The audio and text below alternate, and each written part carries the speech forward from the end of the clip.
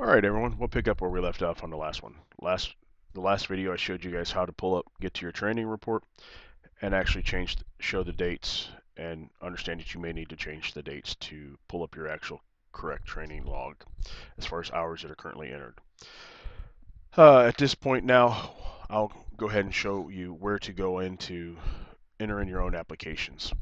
Enter in your own applications. Anything that I've done through the department as far as I've entered the training, I've entered that in and it directly drops into the categories where I have put it, where I've said that it meets the training requirements. And it's already in your bank of hours down here, down in each one of these categories.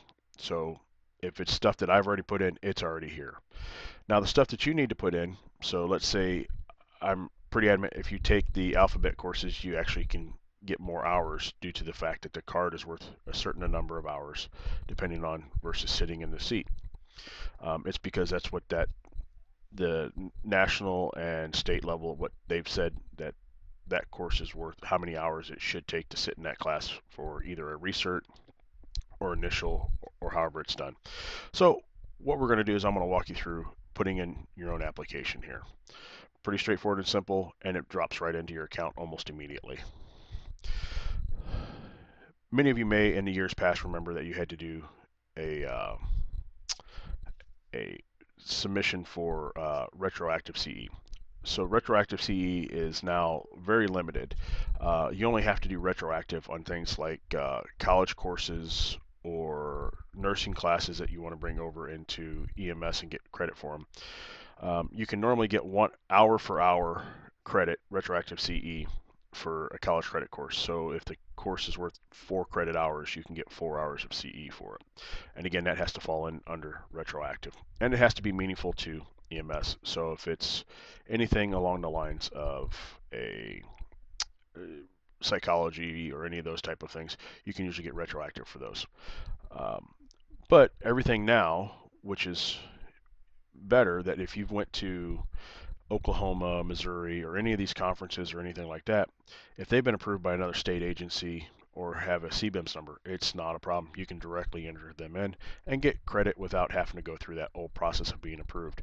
And when you do it that way, it automatically, almost instantaneously drops into your account and takes those hours and gives you credit for them. So let's start off here. We're going to go ahead and we've clicked on applications. We're going to go over here to view my applications. We're going to roll down here to the third one. It says EMS Provider Continuing Education Submission. That's where we're going to apply for it.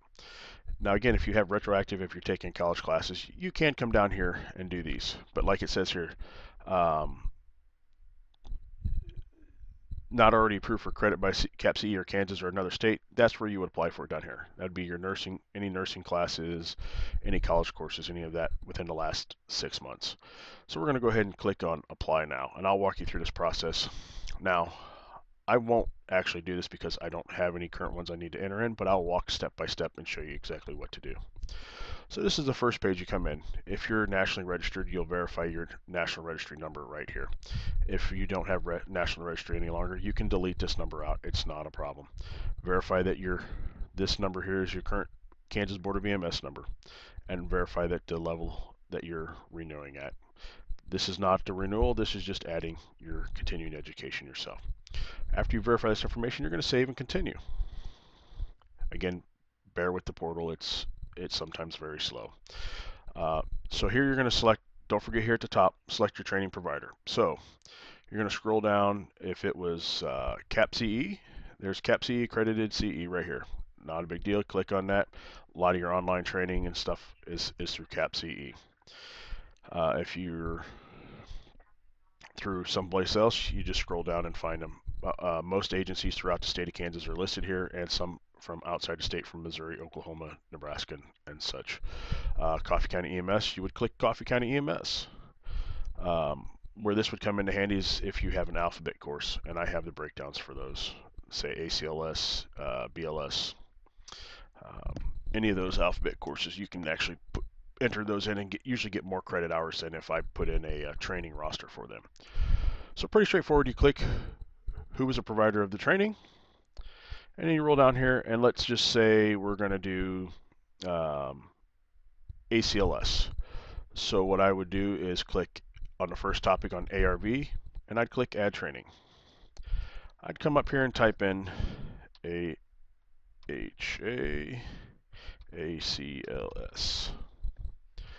I'd click, let's go ahead and do it as today, so November 30th, 2020, and the location. So if I do Coffee, it'll come up Coffee County.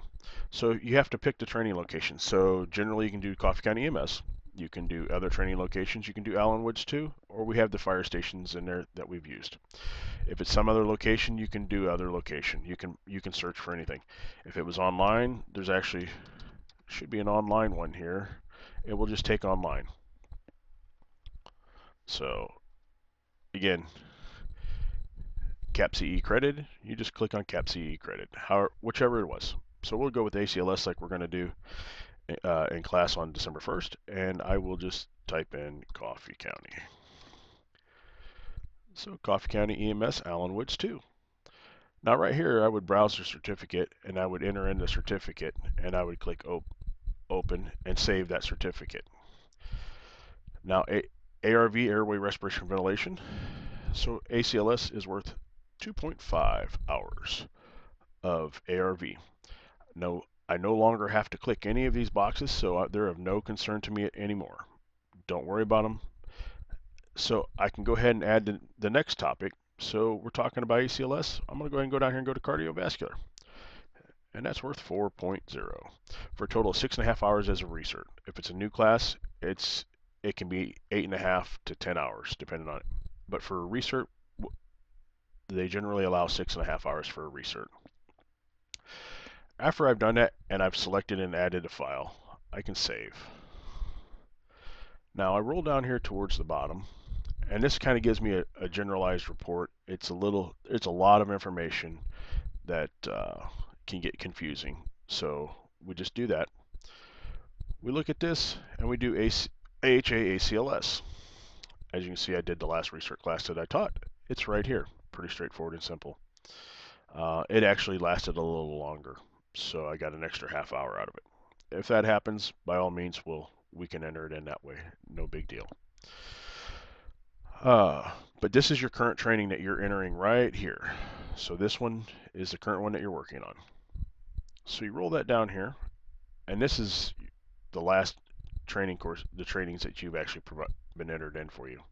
So as you can see, I've entered in the cold weather trainings, the driver's training, the respiratory emergencies, all those different ones have been entered in, how they go. If you did not enter in the upload to file of your certificate up top, you can upload it right here. One other last thing you need to do is down here is, even if you don't upload the certificate here and you did it in the previous one, go ahead again and type this out, the name of the course, AHA-ACLS, as it appears on the certificate or your card. You do not have to put a description in here. You're more than welcome to. If there's some type of strange class that you want to put in a description and you want to make notes in here, by all means make a note. So down here you come down to certificate type. So either supporting documents, continuing education schedule, continuing education course objectives, certificate of attendance and completion, or course roster. So again, these other ones would be ones that if you did not get the certificate, but you just sat in on it and you're entering it in yourself. With ACLS, you'll take the certificate of attendance or completion, basically your ACLS card that's good for 2 years, and you'll select that. You roll down here, have CE certificates for this submission been uploaded? You're going to click yes. Great. You're 2/3 of the way done now. Save and continue.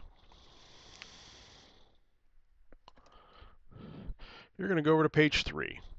So again, this is an acknowledgement statement. It says, by entering my initials here, I declare that the submitted courses meet the regulatory requirements, approved continuing education pursuant to the KAR 109-1-1, 109-5-1. Basically, it's stating that they meet the requirements stated in those regulations that meet continuing education. As all the alphabet courses, all those type of courses, anything that we offer, or all that stuff, more than meets the requirements for the state. No issues whatsoever. So what you'll do here is you'll type in your initials, and then you'll type in your password.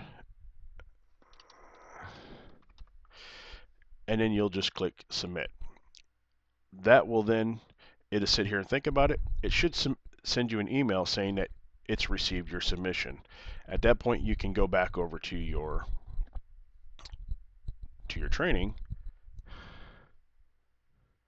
I don't want to save because I don't want to enter it in. And go to your report, and you'll see where it's dropped in here and taken the hours off. It will have taken the hours off of those sections. Now, you can always go in here and click Manage Courses.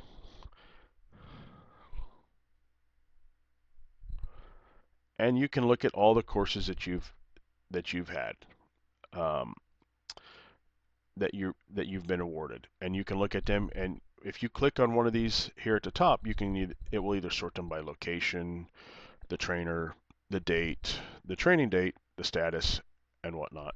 So again, these are listed under name currently. So if I was to do training date, like I just did here, click on it. Again, the portal takes a few minutes. Things will. I have a few other things because it also clicks into everything for the department. So yours will be just for you, and you'll be able to see all your trainings that you've put in and managed. um, any other questions about that, just go ahead and contact me. It's pretty straightforward. You enter those in one at a time, and uh, we have had a few individuals that tried to enter in quite a few at one time, and the system locked up and they lost everything and had to start over and re-enter them. My suggestion is to do one training submission for each certificate that you're trying to enter in. That way, if it's lost or there's a problem, you're not starting over, resubmitting the entire packet all at one time. So again, go and put in ACLS, scan your card in, enter in the hours for it, click submit. Your BLS, scan it all in, fill it out. Again, I have breakdowns for all those alphabet courses. ACLS is approximately 6.5 hours. BLS for ALS providers is 3 hours. For BLS providers is 2.5 hours. The EPC and PHCLS class we teach is actually a 2-day long class, so it counts as 16 hours. NRP, I believe, is an 8-hour class. Again, I have them all broken down, so if anybody needs them, just contact me. We'll go ahead and end that one right here, and I'll pick up the next one here shortly.